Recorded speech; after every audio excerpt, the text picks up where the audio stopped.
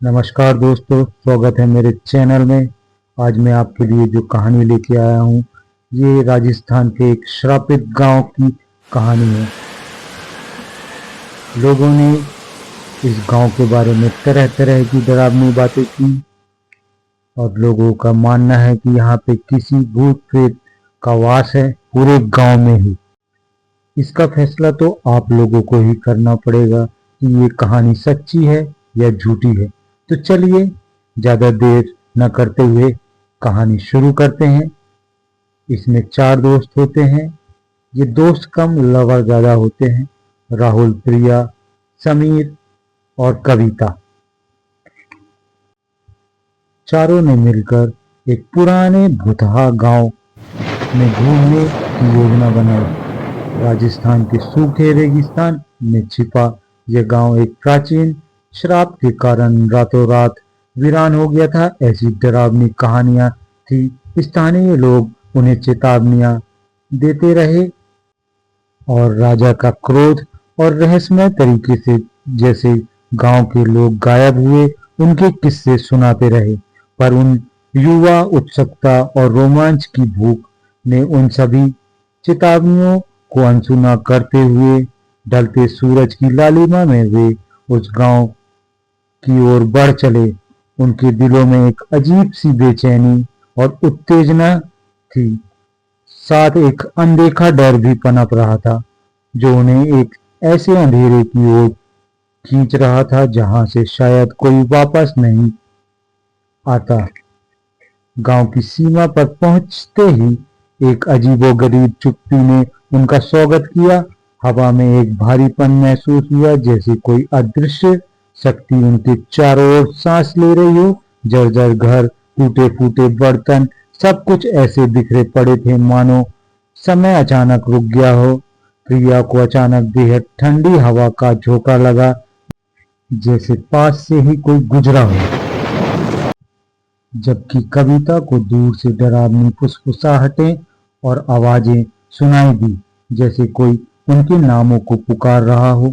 समीर ने इसे मन का वहम कहकर टालने की कोशिश की, पर राहुल के दिल में एक गहरा और अज्ञात डर बैठ चुका था। इस वीरान गांव की हर एक चीज एक अनकही त्रासदी की कहानी कह रही थी। उन्होंने एक पुराने सूखे पड़े कुएं के पास अपनी रात बिताने का फैसला किया। जैसे जैसे रात गहरी होती गई, वातावरण में एक असहनीय तनाव बढ़ता चला गया। दूर से अजीबोगरीब आवाजें आने लगी, कभी बच्चों के दर्द भरे रोने की धीमी आवाज, कभी सूखी पत्तियों की सरसराहट जो किसी अदृश्य पैरों की आहट सी लगती थी, और कभी कभी कुछ धुंधली परछाइयां घरों के बीच से तेजी से गुजरती थी। समीर अभी भी इन आवाजों को हवा और जानवरों का शोर बताकर खुद को समझा रहा था, लेकिन अब बाकी दोस्त भी बुरी तरह घबरा और डर चुके थे। चांद की नीली रोशनी में गांव और भी भयानक और वीरान लग रहा था, मानो हर टूटा हुआ पत्थर और घर उन्हें घूर रहा हो। राहुल अपनी बेकाबू जिज्ञासा को रोक न सका और एक विशाल खंडहर हो चुके घर की ओर बढ़ा। अंदर घुसते ही उसे बहुत ही खतरनाक सड़ने की बदबू महसूस हुई। उसने धूल में सनी एक प्राचीन डायरी पाई जिसके पन्ने पीले और गल से गए थे।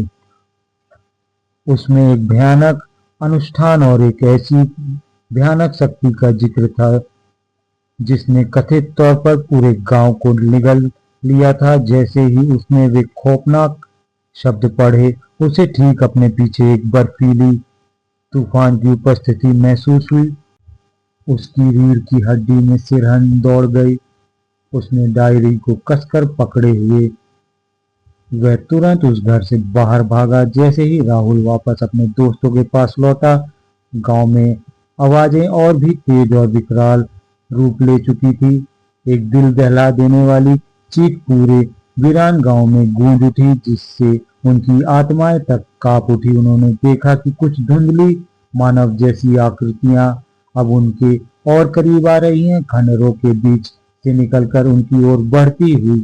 आ रही है। कुएं का पानी जो पहले सूखा हुआ था अब और गहरा और काले रंग में बदल गया है, जैसे उसमें कोई शाही घोल दी गई हो। उन्हें एहसास हुआ कि वे अकेले नहीं थे।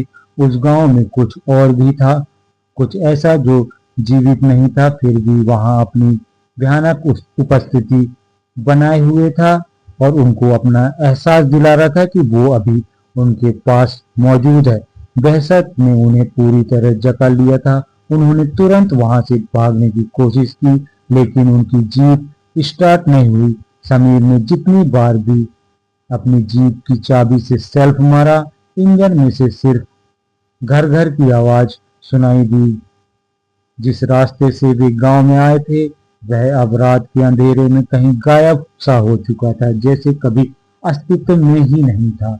वे पूरी तरह फंस चुके थे। चारों ओर से अजीबोगरीब साए जैसी आकृतियां उन्हें धीरे धीरे घेर रही थी। उनकी सांसें और तेज हो गई थी और दिल की धड़कनें इतनी बढ़ चुकी थी कि उन्हें अपने कानों में स्पष्ट रूप से सुनाई दे रही थी। उन्हें कोई रास्ता नहीं दिख रहा था और न ही कोई उम्मीद दिख रही थी। वे आकृतियां अब तेजी से उनके करीब और नजदीक आने लगी थी। वे किसी भी मानवीय स्वरूप से परी थी। उनकी आंखें अंधेरे में भयानक लाल रंग की चमक रही थी, जो चारों ओर एक अस्वाभाविक प्रकाश फैला रही थी। कविता ने एक दर्दनाक चीख निकाली तो एक आकृति ने उसे पकड़ लिया। प्रिया यह सब देखकर बेहोश होकर जमीन पर गिर पड़ी। राहुल और समीर ने बेताब होकर लड़ने की कोशिश की, पर उनकी मानवीय शक्ति उन अलौकिक शक्तियों के सामने कुछ भी नहीं थी। हवा में एक भयानक गूंजने वाली हंसी फैल गई।